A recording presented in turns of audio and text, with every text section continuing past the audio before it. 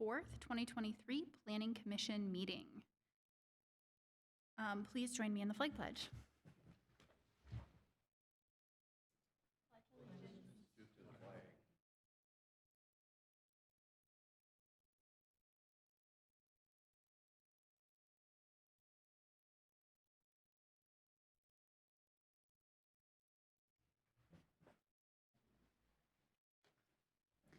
Ms. Morrow, will you please call the roll of members?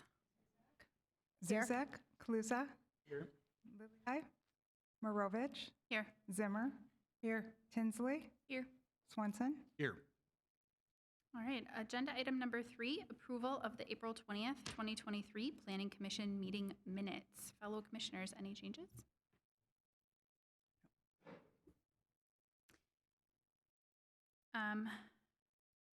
And they will stand. Number 4, Director Maury, any announcements? Good evening, Madam Chair. Thank you. I just do have one announcement, and that is related to handouts for this evening's meeting. We have a handout related to agenda item number 6, the Timbercrest at Lakeville 4th Edition PUD amendment. There were some changes to the planning report and the findings of fact based on a discussion that staff had with the applicant earlier this week. And Ms. Jensen will cover those changes as part of her presentation this evening. That concludes my announcements. Thank you. All right, agenda item number 5. This is a public hearing, so those wishing to speak, please make sure that you fill out your name and information on the appropriate agenda item in the back of the room.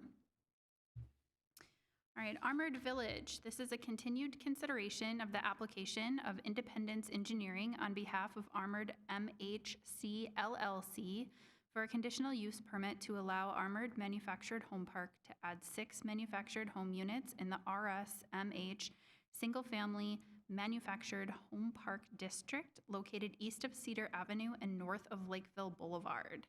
And here to present is Neil Sander.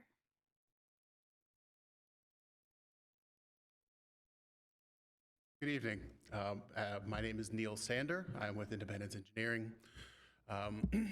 You have heard this application before, and at the beginning of March, I know there were some questions about some of the compliance issues regarding state law, regarding some of the maintenance issues on site. We have been working with city staff. We had a site visit at the beginning of April. We've confirmed that the storm shelter is indeed plenty large enough for the members of the community. We did a drive around the community, and we got to see firsthand the condition of the roads. I can tell you the Lakeshore has been working since the fall on getting money allocated to fix it. They have finally gotten it approved, and the roads will be repaired as soon as they can get the asphalt paving company out there. So we are going to be repairing about 5 acres of private roads within the community. It's our understanding that it would probably take a few months before we were able to pull a building permit at the site anyway. I know Ms. Jensen recommended that we have a conditional approval saying that we couldn't pull a building permit until the pavement was done. That may not be necessary.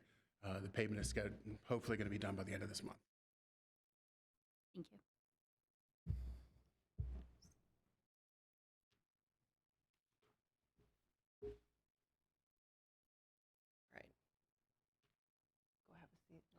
If they have more questions, they'll let you know. All right, I'm not going to go through all of this again. Just as a reminder, or as a refresher, this is a CUP. We had the public hearing early in March for 6 additional units at the Ardmore Manufactured Home Park. It's located on Cedar, just north of Lakeville Boulevard. The location is here in the southwest corner of the park. There were 6 units proposed to be added in a area that was previously used for RV storage.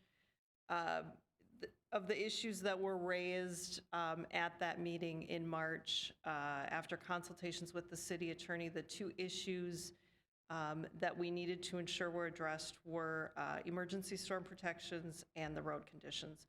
As Mr. Sanders said, myself and Community Development Director Tina Goodroad went and did a site visit. We visited the storm shelter. It's approximately 4,000 square feet. MDH standards, Minnesota Department of Health standards for storm shelters are to be a minimum of 4 square feet per person, which gives you a capacity of about 1,000 people in the shelter. The park currently has a population of around 650, I believe they said. So even with, visitors and the additional 6 units, the storm shelter that's there has the capacity to serve everyone that is within the park, so it does meet that requirement. The other issue was the condition of the roads. The ordinance does require that the roads be kept in good condition. We saw firsthand when we drove through that there are a number of roads within the park that did not meet that requirement. But as Mr. Sanders said, they've been working on a street repair plan. That is on the screen before you. The areas in kind of purple are slated to be repaired either through mill and overlay or patching, depending upon what the situation is. So staff did add a condition, and we shared this with Mr. Sander, that the site work for those additional 6 units could begin, the pad sites, the walkways, the parking pads for those, but that the building permits that would need to be pulled to place those units wouldn't be allowed to be done until those road repairs are done. And given as Mr. Sanders said, it may be fine given that the work is intended to be done by the end of this month, but there's also Minnesota Department of Health permitting that needs to take place as well. So we just wanted to make sure that those road repairs were completed within the park. And so I think that will be accomplished with that stipulation. So staff does recommend approval of the CUP with those 2 stipulations. Just wanted to remind you that you guys did close the public hearing at that meeting in March. So at this point, it would just be discussion and a motion for or against. And I'll stand for any questions that you have. Thank you. Mm-hmm. All right, fellow commissioners. Any comments? Yes. Thanks, Madam Chair. I do appreciate city staff going out there and taking a look at the roads, and very much support the stipulation that those repairs need to be completed prior to the building permits. So I appreciate that. And I appreciate the residents for bringing that concern to us. Thanks. Madam Chair, Yes. I'll echo some of Commissioner Kaluza's comments here as well. Appreciative of city staff coming up with that stipulation as recommended, withholding the building permits until street repairs are done. I appreciate the residents coming to us. Last time this was before us, you brought up some very good issues. I understand we are not fixing every single issue you brought before us at that last meeting, and I just want to make sure everyone understands that in a certain sense, our purview is somewhat limited as to what we can fix and what we can't fix during this meeting here and with what we approve with this item. So obviously the streets were in rough condition. I verified that myself as well when I was out there last time this was before us. I say that as an engineer. You didn't have to be an engineer to understand that the streets need to be repaired out there. So glad to see that work is going to be done. We're reliant on standards that come before us from other bodies like the Minnesota Department of Health telling us what the storm shelter can hold and what its capacity is. And I find what's put in front of us to be reasonable. So with that, I'm going to be voting in support of this item. So thank you. Thank you. Chair. Yes. I want to say thanks as well, and I really like the way our city worked together with the residents to try to figure out what we can fix, or what they could fix for the residents and get that taken care of.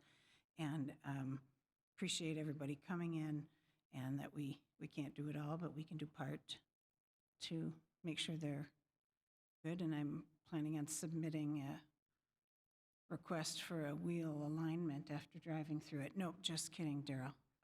But anyway, thank you. All right, and I echo everything that my fellow commissioners stated. Commissioner Swenson, I think you stated it very eloquently, and I really appreciate the recap. I also really appreciate the residents coming out. I think bringing the issues to light is really what drove some of these changes forward. So really appreciate that you feel comfortable enough to come here and use your voice, because I think that's great. And with that, I think if there's no further comments, ready for a motion? Madam Chair, Yes. move to recommend approval of the Ardmore Village conditional use permit, subject to the 2 stipulations listed in the April 26, 2023 planning report, and approval of the findings of fact dated May 4th, 2023. Second. I have a motion and a second. Ms. Morrow, will you please take a roll call? Zuzak. Aye. Kaluza. Aye. Marovich. Aye. Zimmer. Aye. Tinsley. Aye. Swenson. Aye. Right, and Director, when will that go in front of City Council? At their next meeting on May 15th. All right, thank you. All right, agenda item number 6. This is the Timber Crest at Lakeville, 4th edition. This is a public hearing to consider the application of Teresco Realty LLP for an amendment of the Timber Crest at Lakeville PUD, located north of 185th Street and east of Orchard Trail. And here to present is Barbara Van Auken.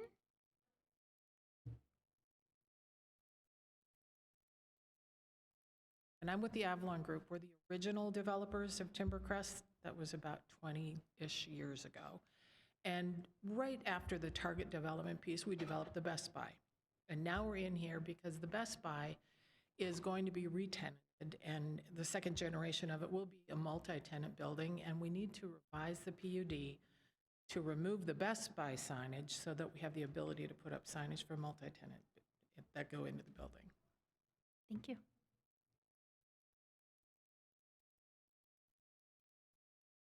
Once again, Commissioners. So this is a PUD amendment for the Timbercrest Lakeville 4th edition. This is the location of the former Best Buy site on Orchard Trail, just north of the North Lake Lofts. Target is just off the building, off the picture over here. This is the language within the development contract back when this PUD was put into place. We included the PUD language within the development contract. We do them a little differently now. This language would have been included within a PUD ordinance, which would be separate from the development contract.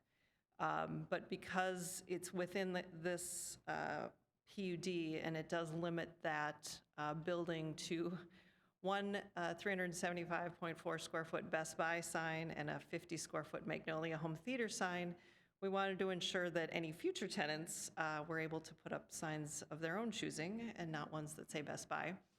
So initially, the report that you got was for just to delete this paragraph and remove that, and then the tenants of that building would revert to the architectural design standards that were put in place. Earlier this week, I had a discussion with Barb, and she brought to my attention and reminded me that the middle sentence of that paragraph that states, in addition, Best Buy is allowed to add a 100 square foot sign below the existing Super Target pylon sign adjacent to I-35 was indeed added specifically with this amendment, and they wanted to be able to keep that sign area. Children's Clinics is using it now, and they would like to be able to keep that available for tenants of the development out there. So that's the reason for the revised staff report. We did amend the findings of fact to change one word from delete to amend. So it now, and I'll just go through, this is the proposed changes to the front elevation. It's not anything that the Planning Commission needs to specifically approve. It would be a staff level approval. But just to show you roughly what that building would look like with the removal of the Best Buy wedge, and then potential for, a couple of 2 to 3 tenants within that existing 45,000 square foot building. So staff does recommend approval of the Timbercrest at Lakeville 4th Edition PUD amendment to amend the following language from the Timbercrest at Lakeville 4th Edition development contract. So paragraph 31, special provisions would be amended to say a 100 square foot sign below the existing super target pylon sign adjacent to Interstate 35 is permitted. This is a public hearing, and I will stand for any questions that you may have. Thank you. All right, since this is a public hearing, is there anyone who would like to speak to this agenda item? Madam Chair, Yes. seeing no one in the audience, I move to close the public hearing. Second. All right, move and a second to close the public hearing. All those in favor signify by saying aye. All opposed? All right, the public hearing is now closed. Fellow commissioners. Yes. Madam Chair, I am just excited to see something go in that building. So this is really great to see this come forward, so thank you so much for the reuse of the building into something that works better for today's use, so thank you. That was my comment as well. Just pleased that we're moving it forward, and we've done some other projects back in there, and this will be great. Great use of that space. We're ready for a motion? Madam Chair, Yes. I move to recommend approval of the planned unit development amendment for Timbercrest at Lakeville 4th Edition as amended, and the approval of the findings of fact dated May 4th, 2023. Second? Ms. Morrow, will you please take a roll call vote? Souza, Aye. Marovich, Aye. Zimmer, Aye. Hensley, Aye. Swenson, Aye. Zuzak, Aye. And Director Maury, when will this go in front of the City Council? So at their May 15th meeting. All right. With that, that concludes our meeting, and we are adjourned.